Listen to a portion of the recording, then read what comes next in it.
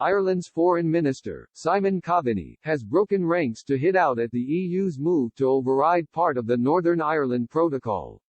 Last week, Commission President Ursula von der Leyen announced plans to invoke Article 16 and carry out emergency provisions to stop vaccines passing through to Northern Ireland.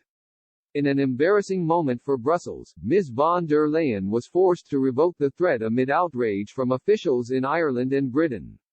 Not only did Mr. Coveney insist the EU had made a mistake, but he also issued a warning to Ms. von der Leyen. He said, "I think it was a mistake that everybody recognizes should not have happened. I mean, in simple terms, you do not touch the protocol on Ireland and Northern Ireland without full consultation with the people who are most impacted by it. The Irish government, the British government and, perhaps most importantly, political leaders in Northern Ireland. That's what happened on Friday, which should not have happened. And I think lessons have been learned as a result of that, and it certainly won't happen again."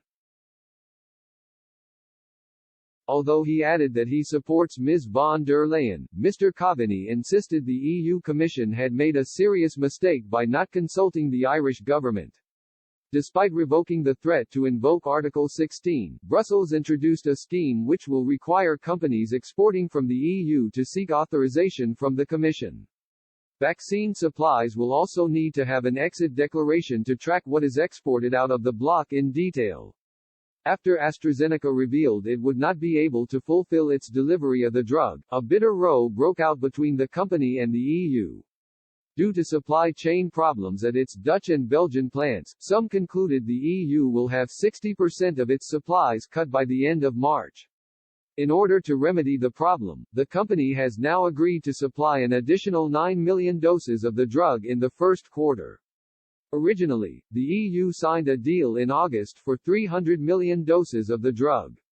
With this, the EU has maintained its target of vaccinating 70% of adults by the end of the summer. After a call with the Prime Minister, Ms. von der Leyen insisted there will be no disruption of contracts with any producer in the EU. The EU desperately needs the vaccine to kickstart its rollout, which has so far struggled. In contrast, a coronavirus vaccine has now been offered to all older residents at eligible care homes in England.